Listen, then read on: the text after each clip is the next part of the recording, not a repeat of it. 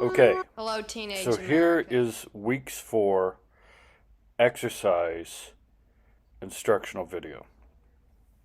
For this week, what I'm asking you to do for your exercise is I would like, if you're in the Kalamazoo area, to go to the Kalamazoo Institute of Art, where the West Michigan Area Show is happening right now.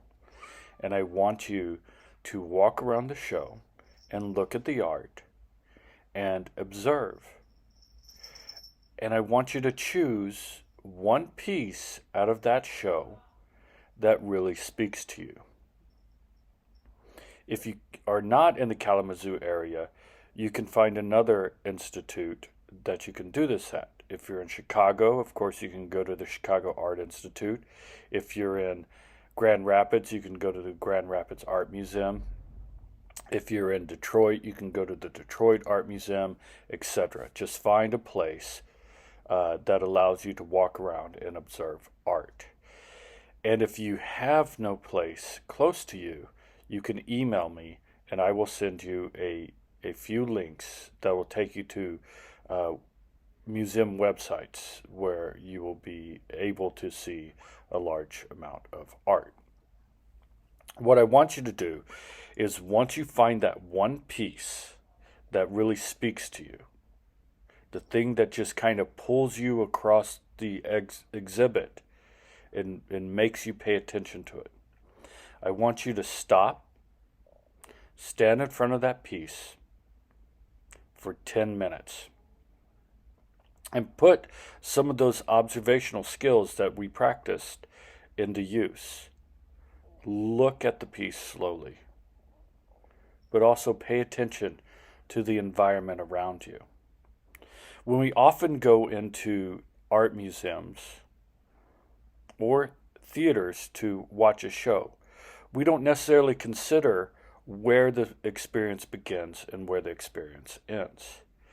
Does the experience only begin when we're standing in front of a piece looking at it? Or does the experience begin once we walk into the door? Or does the experience begin once I give you the instructions to go to the art museum? Where does it begin? And then where does it end? Does the experience end once you walk away? Does the experience end after you have a conversation with other people about what you saw? Does the experience end a year later after you've thought about the piece on a regular basis? These are interesting questions to keep in mind. As you stand in front of the piece for that 10 minutes, I want you to record your observations. What are you seeing? What are you thinking? What are you feeling? What's going on in the world around you? Write those down. Take photographs. You could even do a recording of it.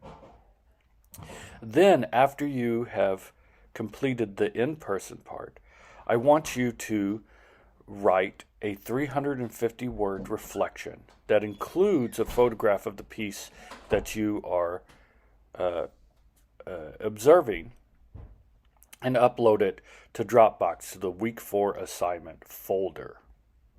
Some things that I want you to consider is how does the frame of the environment that you're viewing the piece in affect the viewing experience? Does the presentation of the work add to experience? Has the artist considered the presentation of the work, or are they only concerned in the image that they have created on the surface? Does the title add to the work?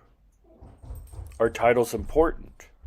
How can a title tell the audience, the viewer, what to think?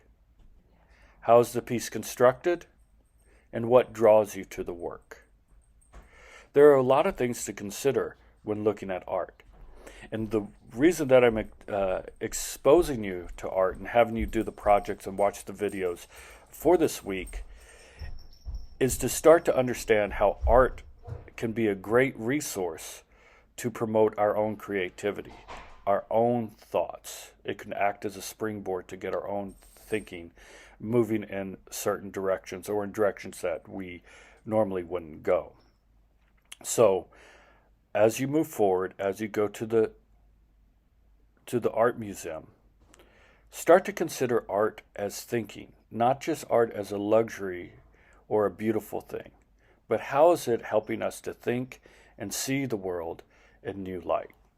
Thanks. Bye.